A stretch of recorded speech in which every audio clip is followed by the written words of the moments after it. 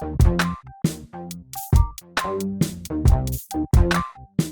here with the Digital Digest, and today I wanted to share a quick update on my experience with the Lenovo Yoga 9i 15-inch edition. Now, this 2-in-1 is still arguably one of the best on the market in my opinion, even though this isn't my full review.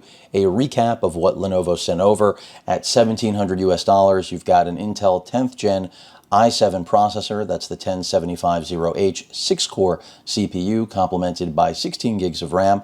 The RAM is soldered, so you cannot upgrade that, be aware.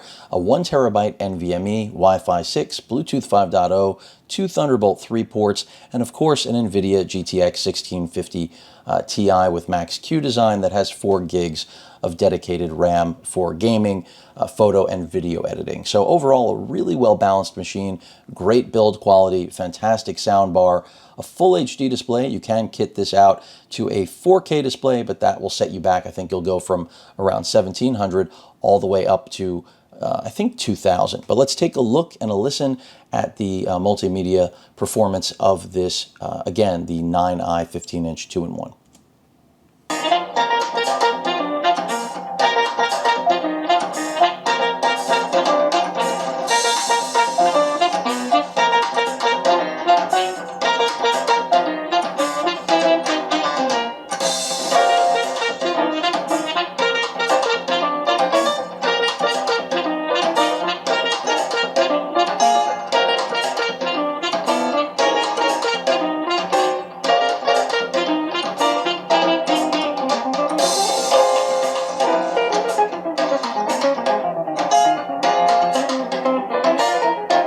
And I think that should suffice in terms of demonstrating what max volume as well as max brightness has to offer with this IPS panel. Now, it isn't an OLED, an AMOLED display, so you can't expect AMOLED performance from an IPS panel. But what Lenovo has continued to do very well with the C940 before it and now the 9i is just deliver fantastic build quality, in my opinion, generally very solid value for what you're purchasing.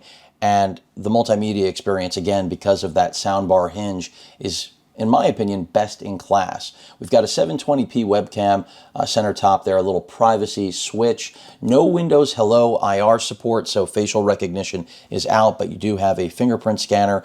And if you're looking to game, basically my experience thus far has been that you're going to be able to game in 1080p at fairly solid quality levels. You know, I've played some Call of Duty World War II. I also had GTA on here as well. And essentially, high settings are going to work out well with the 1650 Ti with Max-Q design. So that's already promising. And when it comes to video and photo editing, things have been solid as well. Now, are there more expensive, more powerful options in the laptop realm? Of course. But this weighs a little under 4.5 pounds. It does come with a proprietary charging brick, 135 watt charger. So you cannot charge this using Type-C. But remember, you do have the benefit of course, that 360-degree capability with this. It is a 2-in-1, so unlike a traditional laptop, this is a little bit more flexible, a little bit more interesting than your average laptop, in my opinion. Some other things, just quick feedback on the keyboard. It's pretty much the same as the previous gen. Not a lot to tell you here. The keys have decent travel. I mean, I'm happy with it. The backlighting on the keyboard is solid. Trackpad, I have no complaints whatsoever. So realistically, this is very similar to the C940. The real spec bump, of course, is that Intel processor, which is not night and day from the C940, but it is an improvement. And of course, the GPU as well is a nice complementary feature. You may have already noticed, of course, the trackpad is offset to the left. Do I think that's a big deal? No. Those of you with OCD will be disturbed by this, and that's understandable.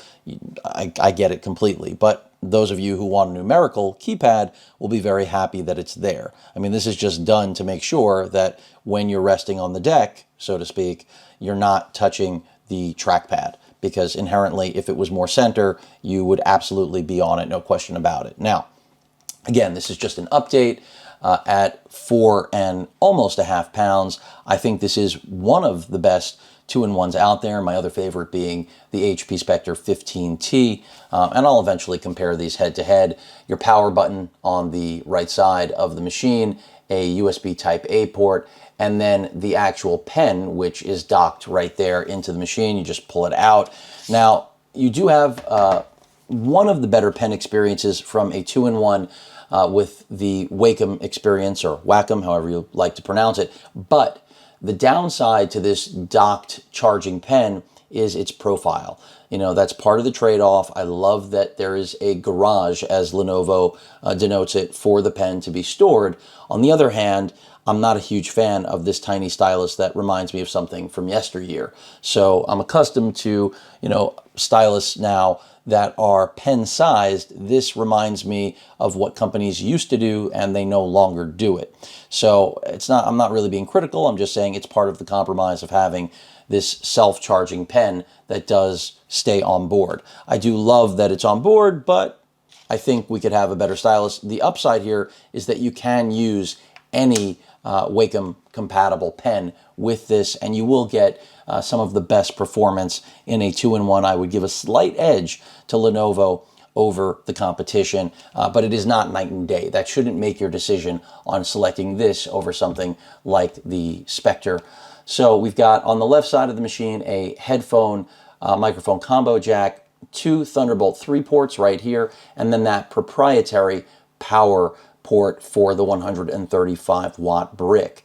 Overall battery life so far looks like it's going to be anywhere between 4 to 6 hours, which I would say is very good considering this is aimed at being a desktop replacement. This is not an Ultrabook. The processor in here is not an Ultrabook low voltage chip. Again, a 45 watt 10th gen Core i7. I'm very curious to see what this will perform like when we do get a Tiger Lake refresh, but this is what is available right now. And again, it's $1,700. The only other machine I would be looking at in this class is the HP Spectre 15T, and that will really come down to your selection process. I think the style and whether or not you really care about the audio and display performance. That's the key difference between those two machines. Again, I'll save that for a side-by-side comparison. You can open this with a single hand, for those of you that are wondering. And overall, I think it's an excellent machine thus far. Again, this is not my full review, but I really like what Lenovo has done with the 9i, but it is very similar to the previous gen C940, which of course has a slightly slower i7 processor than what you'll find here in the 9i. So this is not, in my opinion, similar to the refresh that I recently started covering with this machine, the Yoga 9i 14-inch with the leather top. This sports a Tiger Lake processor and is in a different performance league for its wattage. Let's just put it that way. Also, there's more of an aesthetic redesign with the 14-inch than there is with the 15. I don't have any problem with that at all. Again, one is aimed at being a desktop replacement. The other is aimed at being an ultra portable, even though we are going through a pandemic. But that pretty much rounds it out. Again, an update on the Yoga 9i 15. In my opinion,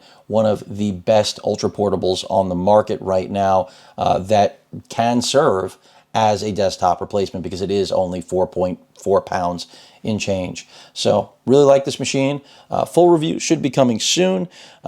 Again, it pretty much is a revamped C940, but not in any extreme way. That's why I just brought in the 9i 14-inch, which I do feel is more of a refresh than what we have here. But this is still, as I've stated over and over, one of the best convertibles on the market if you're looking for a desktop replacement that doesn't at least weigh what desktop replacements did once upon a time. Any questions or comments, please feel free to post them. Hit that like button. And as usual, please feel free to subscribe and please stay safe. Later.